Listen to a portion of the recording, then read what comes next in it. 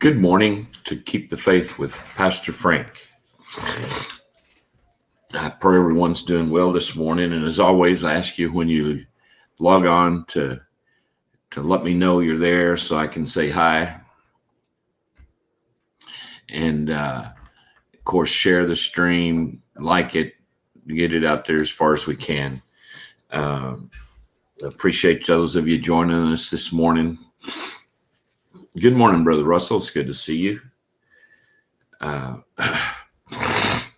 This morning, we're going to talk about God's salvation. And actually, probably just kind of one part of it. Good morning, Sister Liz. It's good to see you online. Probably we're just going to talk about kind of the future part of salvation. I'll just mention a couple of things. We'll be looking at Romans 13, 11, and 12, just as a start off. I may mention several other scriptures just for, good morning, Sheila. It's good to see you. I hope you're still liking your new car. Good morning, Brother Lee. Good to see you guys made it home safe. Good morning to my mom. Good morning, Cheryl.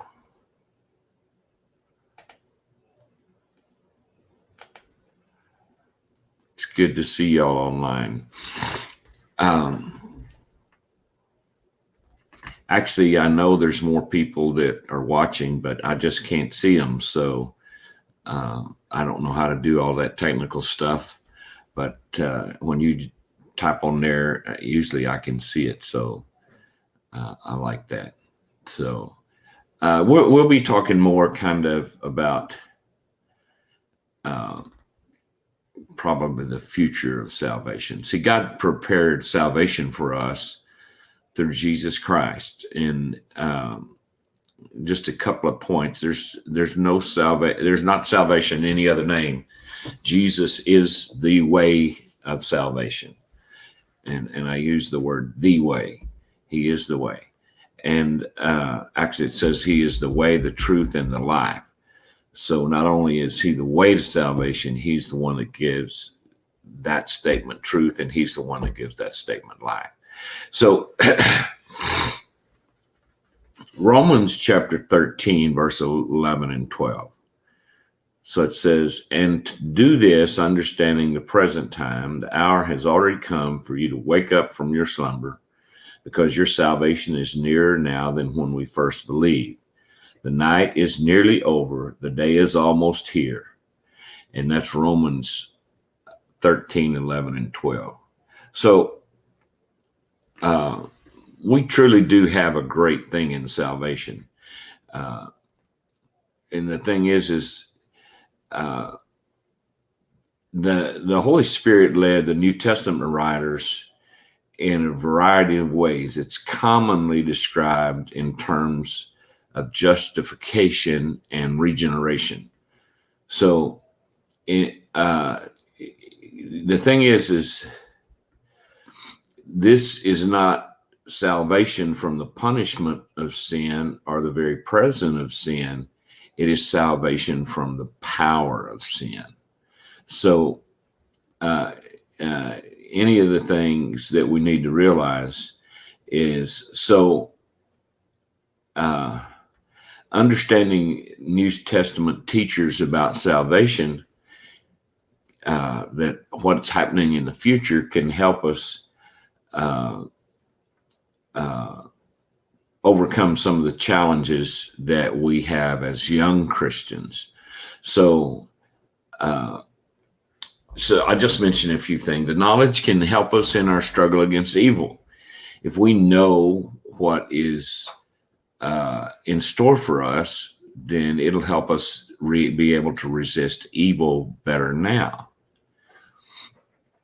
That knowing about salvation, the future of salvation, can help us in our sorrow. And when we lose a loved one, or we have or some friend, and we know that there is, through salvation, there is uh, uh, a time when we'll get to be together with them again.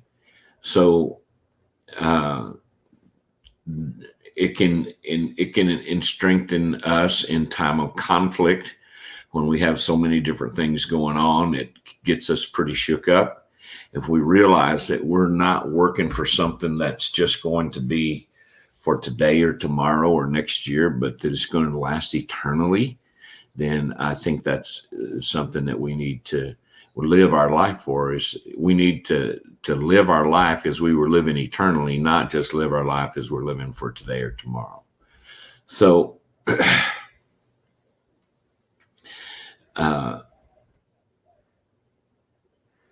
and it'll really help us in maintain our values, and by that I mean help us maintain those things that we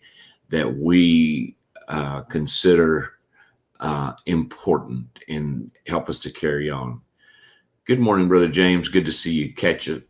It's hope you have some coffee. So the understanding the future of salvation, or our future salvation, can help us discover what the ultimate values of life are and understand what the ultimate victory will be. So some of the positives that we find about heaven, a lot of times we have a lot of questions as we face life beyond death, but the Bible doesn't give us a detailed description of what we can expect. It gives us some insight and understanding. For one thing, God will be at the very center.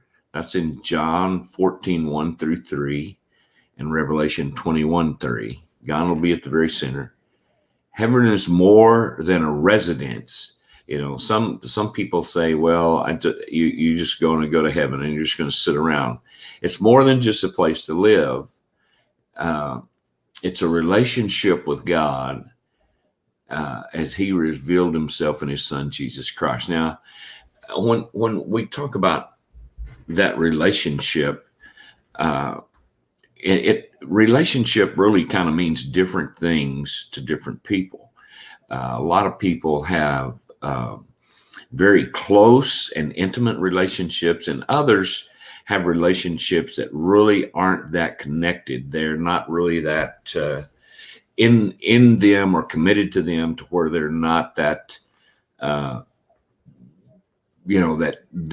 intimate, and that's the kind of relationship that's going to exist and should exist now to some point with us in Jesus Christ. So if you love God in the present, that relationship is going to be intensified multiple times, because all of the barriers of that relationship are going to be removed out of the way. So then you think that there's a lot of things that the Bible tells us that heaven will be, and mainly it's just really let me tell you some things that won't be there. Revelation 21:27, there'll be no sin there. Let me tell you something. We have to go through quite a bit and go through a lot of things in this world today, but when we're there, we will no longer have to deal with sin. And let me say, there'll be no tears of sorrow in heaven. Now, I won't say there won't be any tears in heaven, but I'll say that there won't be any tears of sorrow in heaven. Revelation 21:4. The tears of sadness that we experience in the present are due to hardships that are the result of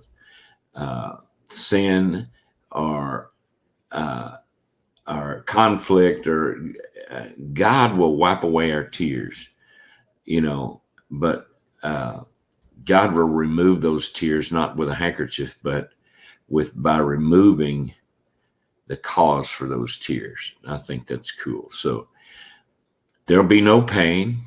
I tell you what, I know there's a lot of Christian doctors, but thank God they'll be out of work as far as doctors in heaven. They won't be needed as far as that. Sickness, illness will be a thing of the past. There'll be, I tell you what, this is one that's, I think a lot of people, there'll be no death. And, no more reason to go to the cemetery. No more. I mean, death will be actually done away with. It says death is an enemy. It'll actually be done away with. So there again, in that intimate relationship with God that we have now, keeps us going, when in the future it's going to be even more powerful because of all of the barriers that have been moved out of the way. So there'll be no more separation from those we love. I think that the things that divide people are no longer going to be important. They'll be just literally, they will no longer consume our time, our thoughts, our energy. They'll be done away with. So we will be able to be close. We'll be able to be together. We'll be able to be. You see that relationship that we have with Jesus Christ that is so powerful will also be extended, I believe, to the ones that around us. I think that perfect love that'll exist there will extend to everyone around us, not just to Jesus Christ. So I think, really there'll be no boredom or idleness. In Revelation 23:3, it says his servants will serve him. Heaven's not a place where we just sit down and play harps and stuff. It'll be a place where we grow and minister to one another, and probably in different ways.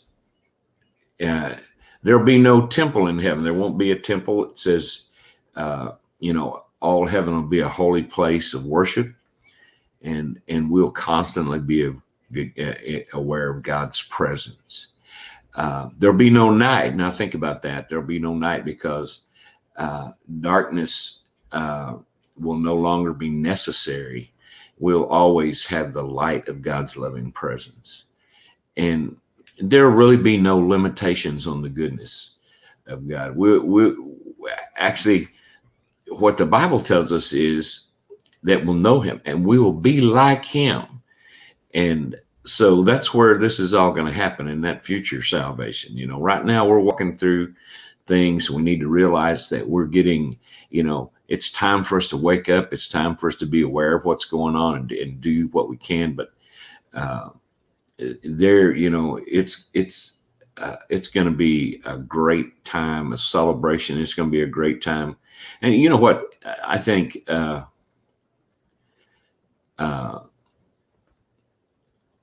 thing is that we're going through a lot here. When we get there, things are going to have so much better connotation as far as, and not only as relationships, but in just general, who we are is going to be there. The thing we need to remember is that Jesus Christ is the way, the truth, and the life. He's the one that's the giver of salvation. And I pray that each one will submit your life to him and have him as your Savior. And then that future salvation is going to be what you experience when the time comes that Jesus calls us to be with him. So this morning, encourage someone, lift them up, speak a word into this, speak life into them, and encourage them to keep the faith and keep going. And I I just want you to be blessed today, and I pray that God would just encourage you and lift you up and give you a great day. God bless you all, and I'll see you Thursday if the creek don't rise and the bridge don't wash out. Much love. God bless.